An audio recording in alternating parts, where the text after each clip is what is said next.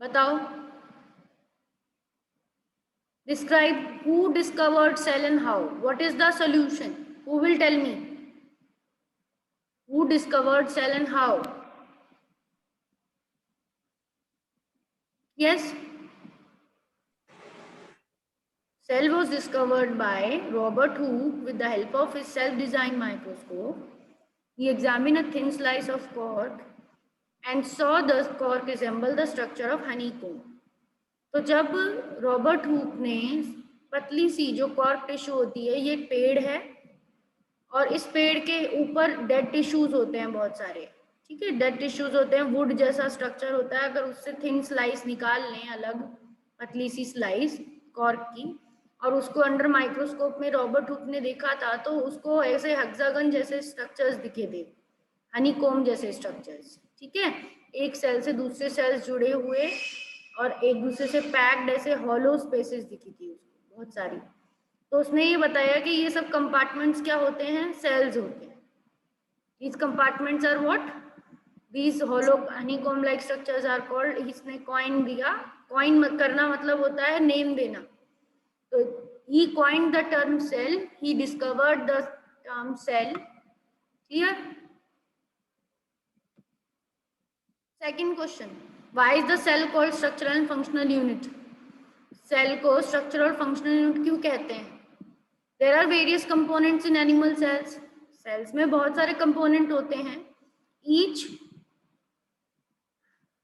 Can perform, each cell component is called cell organelle. हर component को क्या बोला जाता है? Cell organelle. और हर सेल ऑर्गेनेली का क्या होता है? अपना खुद का काम होता है, जैसे कि रॉ मटेरियल्स बनाना, वेस्ट को रिलीज करना, ट्रांसपोर्टेशन करना।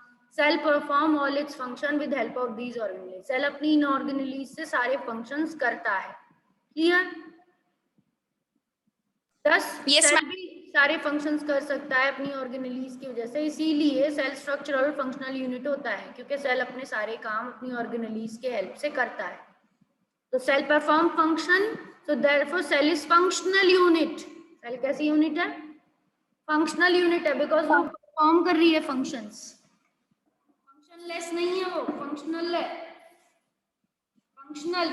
Okay, structural and functional, structure भी है उसका और एक फंक्शन भी है उसका। Function.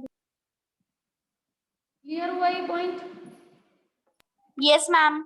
Next question, next question में how do the substances like CO2 and water move in and out of the sales?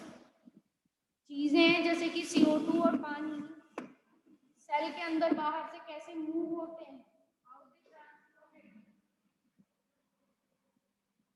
how they move into and out of the cell? बताओ। Ma'am, CO2 moves by diffusion process and H2 diffuses by osmosis.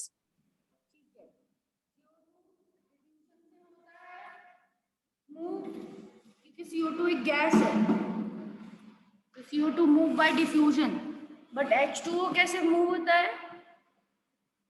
Ma'am osmosis. Crossing the membrane, कि उसे membrane cross करना पड़ता है। तो substances like CO2 accumulate higher concentration inside, जब cell के अंदर बहुत ज्यादा CO2 भर जाती है तो सेल के बाहर निकल आती है CO2 डिफ्यूजन के थ्रू, और CO2 move out of the cell from a region of high concentration to region of low concentration, यानी कि डिफ्यूजन हो रहा है by process of diffusion. And water moves through osmosis. यहाँ पे लाइन नहीं दिया हुआ वाटर का, बट आप यहाँ मेंशन करोगे कि पानी कैसे मूव करता है, by crossing the membrane.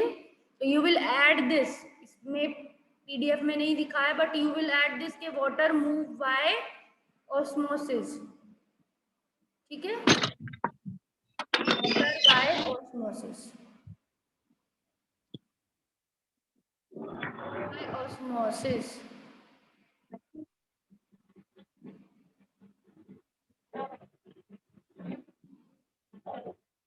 Water move by osmosis, ठीक है, क्लियर?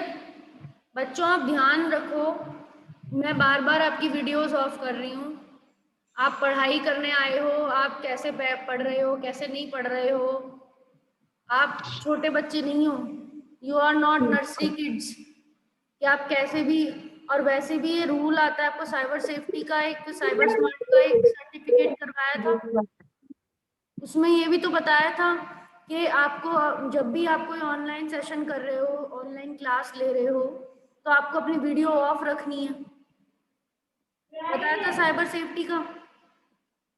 तो आप अपनी वीडियोस ऑन क्यों कर देते हो? Don't make your video on, okay, unless I say you to do so, okay? Strict warning है ये मेरी तरफ से। Okay, ma'am. Next question, why is plasma membrane called selectively permeable? Plasma membrane को सिलेक्टिवली परमिएबल क्यों कहते हैं? Plasma membrane selectively allows the entry and exit of some material in and out of the cell. Plasma membrane selectively allow करती है entry and exit of कुछ materials को अंदर आने देती है, कुछ materials को बाहर भेजती है, सिलेक्शन करती है उनका वो कि किसको अंदर आना है, किसको बाहर भेजना है, कौन सी चीज यूजफुल है, कौन सी चीज अनयूजफुल है, उस हिसाब से प्लाज्मा मेम्ब्रेन सिलेक्ट करके तब ट्रांसपोर्ट कराती है। इसी वजह से प्लाज्मा मेम्ब्रेन को क्या कहा जाता है? Selectively permeable. Therefore plasma membrane is, ये वर्ड इंपॉर्टेंट है, सिलेक्टिवली परमिएबल। परमिएबल मतलब होता है पास करना, पास। कैसे पास करा रही है वो? किस किस की चीजों को पास करा रही है? सिलेक्शन कर रही है, उसके लिए सिलेक्ट कर रही है।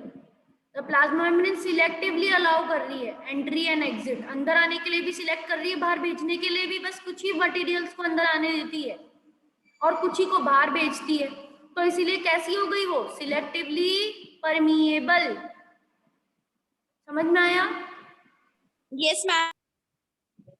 Next, can you name two organelles we have studied that contain their own genetic material? ऐसी ऑर्गेनेलीज जो हमने पढ़ी हैं जिनके अंदर खुद का जेनेटिक मटेरियल होता है, क्या नाम है उनके? Mitochondria and plastids. What is the name? Mitochondria and plastids.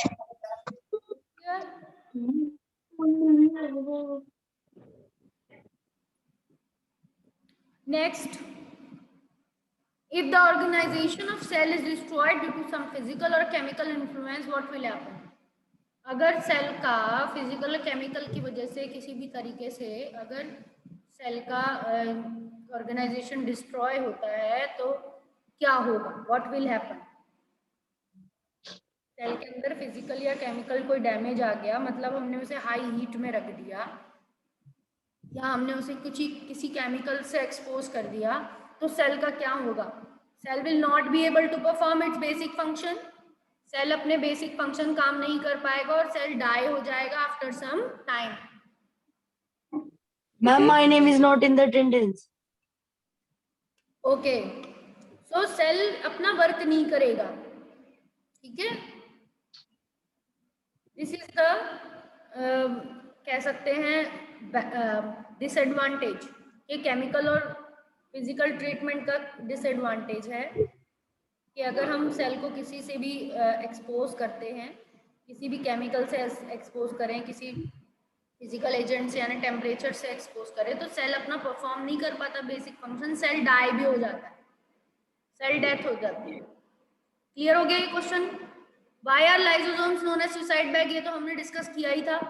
Lysosome contain very powerful hydrolytic enzymes which are capable of breaking down organic matters. For example, when cell get damaged, then the lysosome burst enzymes, है ना, of their own, hence the lysosome are known as suicide bags. इसीलिए lysosome क्योंकि bast हो जाते हैं, उनकी enzyme release हो जाती हैं, इसीलिए उन्हें सुसाइड बैग कहते हैं। Clear? Yes, ma'am. Where are proteins synthesized in the inside cell? Proteins कहाँ पर सिंथेसाइज होते हैं सेल में? बताओ।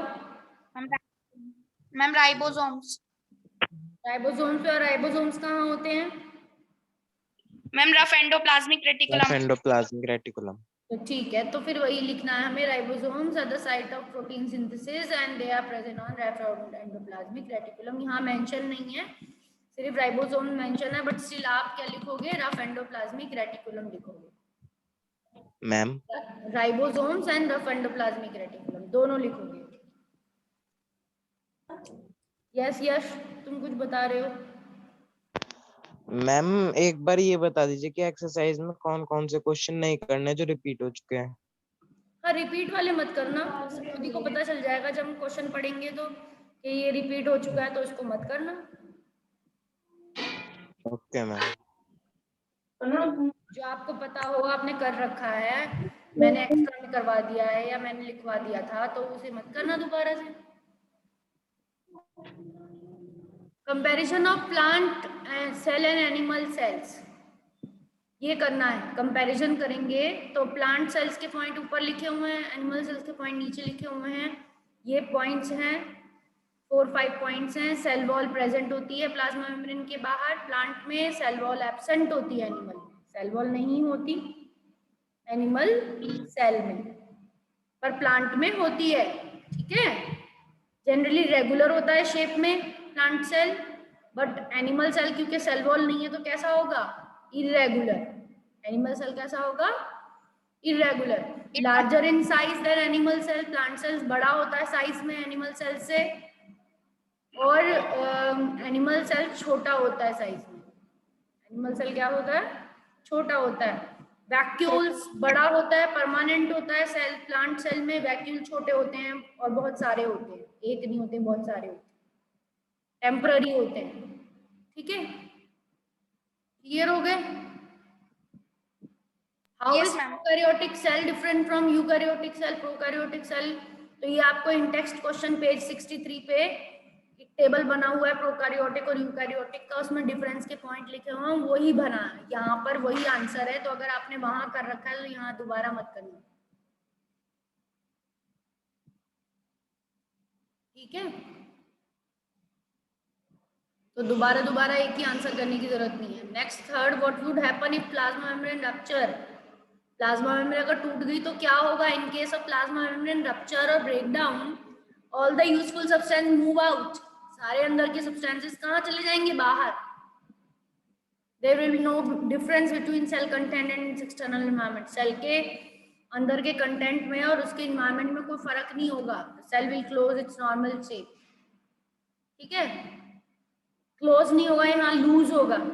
सेल अपनी नॉर्मल शेप लूज कर देगा, क्लोज नहीं है, यहाँ पे एरर है, मिसप्रिंट है। ठीक है, क्या आएगा? Cell will lose its normal shape. Clear? Okay, ma'am. Yes. ठीक है, अब नेक्स्ट देखेंगे हम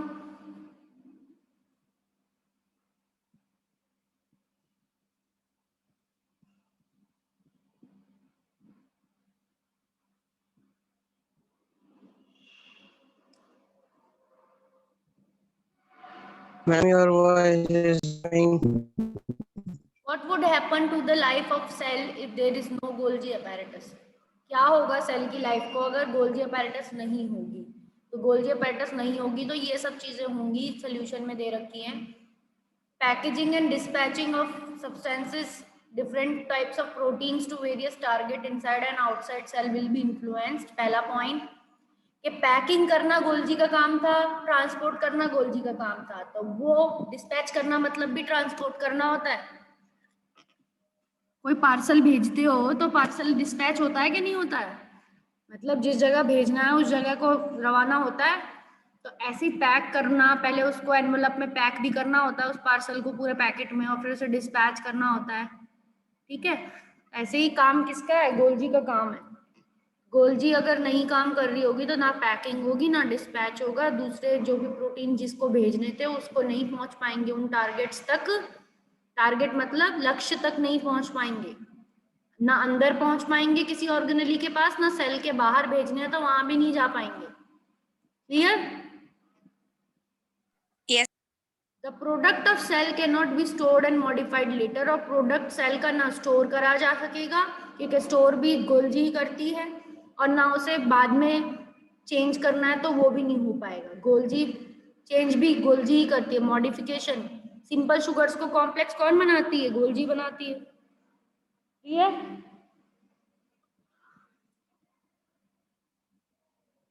there will be effect on lysosome formation, और किस इफेक्ट किस पे होगा, लाइसोसोम फॉर्मेशन पे इफेक्ट होगा. This will cause accumulation of worn out and dead cell organelle within the cell which may cause cell death.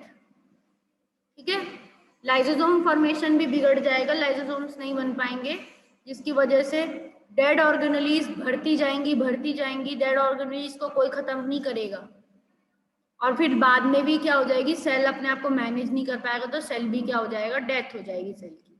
Golgi के खराब होने से लाइसोसोम्स ना बनने की वजह से भी सेल डेथ हुई थी. शुरुआत में तो पैकिंग और डिस्पैचिंग में प्रॉब्लम होगी, फिर मॉडिफिकेशन में प्रॉब्लम होगी, फिर लाइसोसोम नहीं बन पाएंगे, फिर सेल डेथ भी हो जाएगी. क्लियर हो गया ये? Yes, ma'am. Now next question, which organelle is known as power house? कौन सी ऑर्गेनेली को पावर हाउस कहते हैं? The organelle mitochondria. Process of cellular respiration take place in mitochondria, generate ATP, various chemical activities, and this is the reason mitochondria is known as powerhouse of the cell. तो mitochondria को power house कहते हैं because mitochondria cellular respiration करती है, और यहाँ पर actually में ग्लूकोज ब्रेक होता है ऑक्सीजन की प्रेजेंस में, केमिकल एक्टिविटीज चल रही होती हैं, तो एटीपी प्रोड्यूस होते हैं. क्या प्रोड्यूस होते हैं? एटीपी.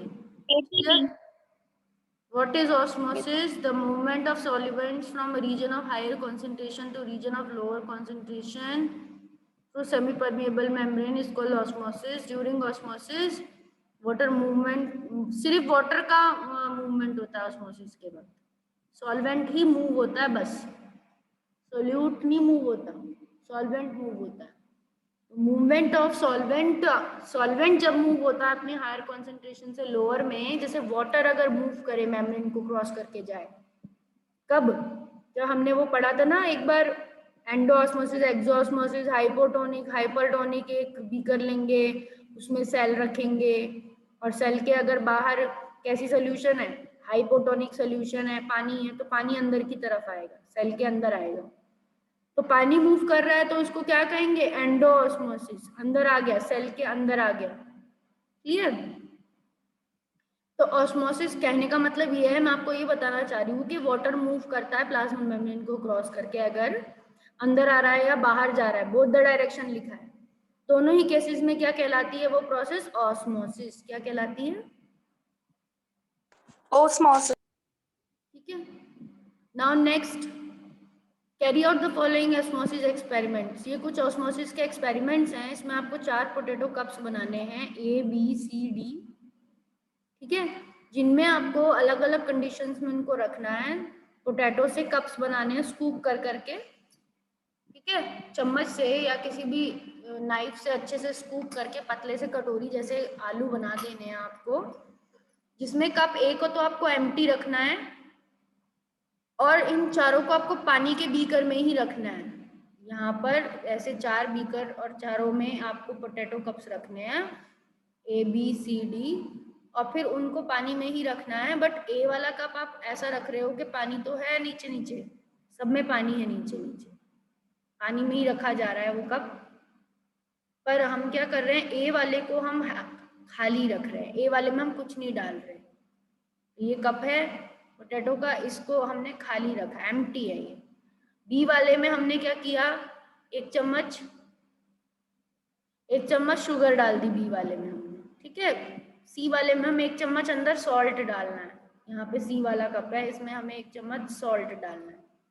इसमें शुगर डली हुई है S, इसमें SA डला हुआ है, सॉल्ट. ठीक है, मेरी राइटिंग बिल्कुल खराब है. और लास्ट वाले में हमारा D जो कप है वो बॉइल्ड कप है. कैसा कप है? बॉइल्ड. क्लियर? तो अब इसमें ऑब्जर्वेशन करके बतानी है कि क्या होगा. A खाली है, A में अंदर कुछ नहीं डाला हुआ और उसे पानी में रखा हुआ है. B जो है उसके अंदर 1 चम्मच शुगर डली हुई है. C जो है उसके अंदर 1 चम्मच नमक डला हुआ है कप के अंदर, आलू के कप के अंदर. और D वाला जो है वो उबले हुए आलू का कप है, उबले हुए आलू का कप है. ठीक है, बाकी सब कच्चे आलू के कप हैं. तो कीप दीज फॉर 2 आवर, 2 घंटे तक आप अगर ऐसे ही रखोगे इनको, तो आप क्या ऑब्जर्वेशन करोगे, उसके बेसिस पे इन क्वेश्चंस को भरो। क्या explain why water gathers in the hollowed portion of B and C, B और सी के अंदर पानी भरने लगेगा, ये ऑब्जर्वेशन है। पहला क्वेश्चन बोल रहा है कि बी और सी के अंदर हमें पानी मिलेगा खूब सारा, पर ऐसा क्यों हुआ, व्हाई, बी और सी के अंदर होलो कप में पानी क्यों भरा, बिकॉज एंडोऑस्मोसिस हुई। Osmosis is the process which is taking place. कौन सी प्रोसेस हो रही है, Endosmosis. एंडोऑस्मोसिस हो रही है, क्योंकि अंदर की तरफ शुगर और सॉल्ट है, तो पानी बाहर से अंदर आता है। Since the concentration of solute sugar in the cup B and C is higher inside the cup as compared to water in outside the cup, क्योंकि बाहर पानी प्लेन है जिसमें उन्हें रखा हुआ है पोटैटोज को, तो प्लेन पानी में से पानी वहां से निकलकर कहाँ आ जाता है, अंदर आ जाता है। क्लियर हो रहा है ये पॉइंट सबको? अंदर नमक ही नमक है, अंदर चीनी ही चीनी है, बाहर पानी ही पानी है, तो पानी कहाँ से कहाँ की तरफ जाएगा, I'm inside. हाँ, बाहर से अंदर की तरफ आएगा, क्योंकि पानी अपनी हायर कॉन्सेंट्रेशन से लोअर तरफ जाता है। ठीक है, इसीलिए जो बी और सी कप होते हैं उनमें पानी भर जाता है, एंडोऑस्मोसिस हो जाती है, water move towards the lower concentration and water moves inside the cup, process is moving inside is known as endosmosis. तो पानी, पोटैटो के, आलू के सेल्स होंगे उसमें, जब प्याज में सेल्स होते हैं तो आलू में नहीं होंगे सेल्स, पोटैटो में भी होंगे सेल्स। सेल्स की मेम्ब्रेन को क्रॉस करके, आलू की मेम्ब्रेन को क्रॉस करके आलू के अंदर कप में भर गया पानी बाहर से अंदर। क्लियर हो रहा है आपको? तो ये क्या है, एंडोऑस्मोसिस। सेकंड क्वेश्चन क्या है, why is potato A necessary, A रखना क्यों जरूरी है, ए कप रखना क्यों जरूरी है, बी और सी और डी से ही क्यों नहीं करा? क्योंकि ए कंट्रोल है, ए कंट्रोल है कि खाली कप में अपने आप पानी तो नहीं भरता, क्या चीनी डाल रहे हैं तभी भर रहा है, या खाली कप में भी पानी भरता है, कंपेयर करने के लिए। ए वाला जो है हमारा कंट्रोल है, जिसमें हमें ये पता चलेगा कि खाली में कुछ भी नहीं होता, अगर खाली रखते हैं तो पानी नॉर्मली नहीं आता, पानी उसी केस में आएगा जिस केस में चीनी या फिर नमक है। Clear? Comparing the result, control इसलिए रखा जाता है ताकि हम अपने रिजल्ट को कंपेयर कर सकें।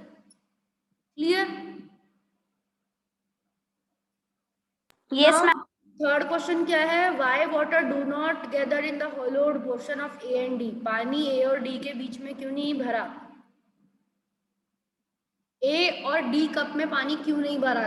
ए वाला तो खाली था, मतलब उसमें ना हमने चीनी डाली ना नमक डाला था, ऐसे ही पानी में रख दिया था, और डी वाले के अंदर भी पानी नहीं भरा, क्यों? डी वाला उबला हुआ था, उबला हुआ आलू का कप। मैम जो बी वाला कप था उसमें सेल्स जो थी वो डेड थी। हाँ, तो water does not gathered in hollow portion of A and D, because A वाले में तो ये रीजन है कि hollowed portion of A is empty, क्योंकि अंदर का पोर्शन ए का खाली था, so because no concentration difference, osmosis नहीं हुई, कोई कॉन्सेंट्रेशन डिफरेंस ही नहीं थी, पानी का लेवल का कम ज्यादा था ही नहीं, तो इसीलिए ऑस्मोसिस नहीं हुई, क्योंकि ऑस्मोसिस होने के लिए एक लेवल होना चाहिए हायर और एक लेवल होना चाहिए लोअर, तो हायर से लोअर में होती है, तो होलोड पोर्शन में कोई कॉन्सेंट्रेशन डिफरेंस नहीं था, इसलिए पानी अंदर नहीं आया। क्लियर? क्लियर हुआ? एंड डी में क्यों नहीं आया, because होलोड portion of potato D contain sugar in it but it is boiled, D में हमने चीनी डाली थी पर वो क्योंकि उबला हुआ था स्टिल उसमें पानी नहीं आया, because can not cause osmosis occur as it is semi permeable membrane destroyed, boiling से उसकी मेम्ब्रेन क्या हो गई, खराब हो गई, बॉइलिंग से पोटैटो की मेम्ब्रेन्स क्या हो गई, सेल्स की मेम्ब्रेन्स खराब हो गई, तो कोई ऑस्मोसिस नहीं हो पाई। क्लियर? Yes ma'am. तो ये हमारा पूरे क्वेश्चन आंसर्स हमने डिस्कस कर लिया, आज का सेशन हमारा क्वेश्चन आंसर्स पे था, तो अब आपके जो भी क्वेश्चंस हों वो सब आप कर सकते हो और अपना नोट्स पूरा कर सकते हो। हाँ बोलो ma'am one question is left कौन सा remain. Question? Ma'am where do lipids cell and division proteins? किसका होगा?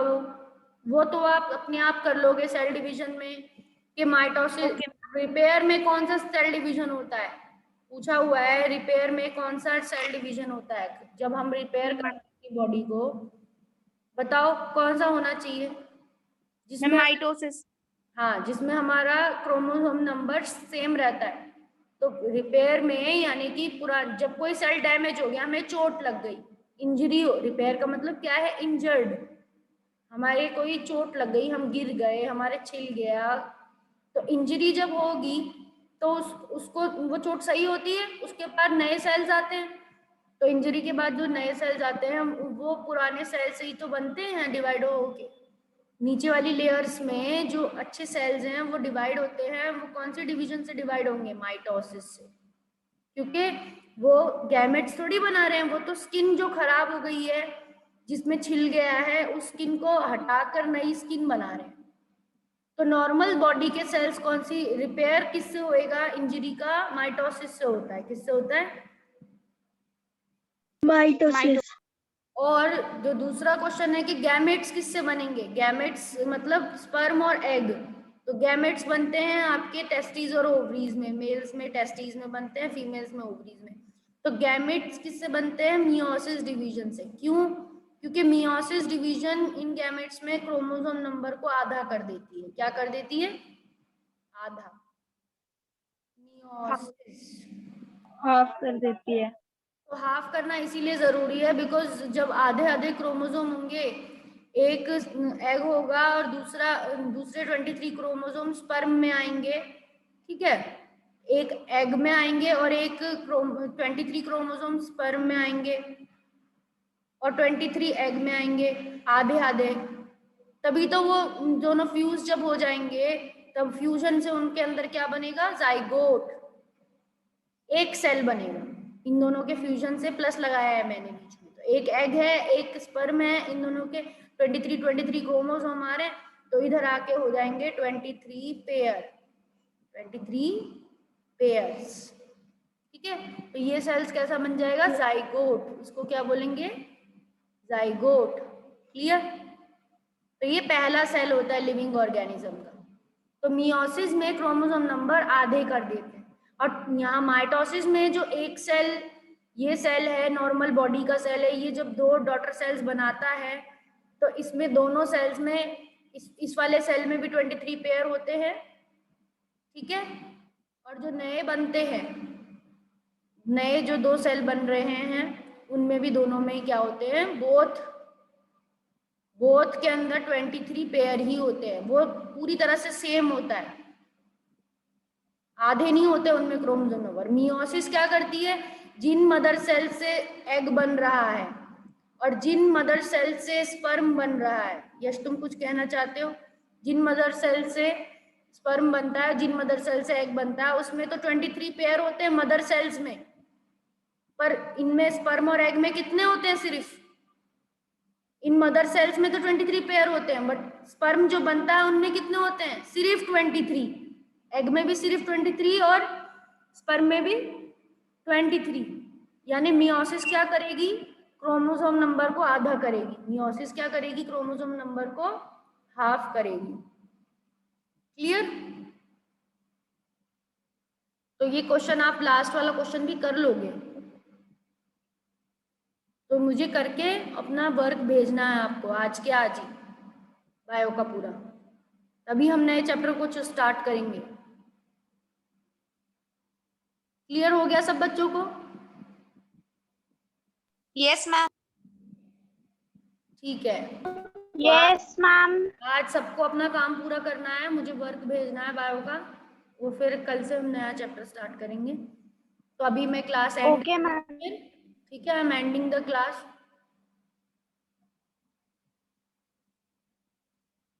Okay ma'am.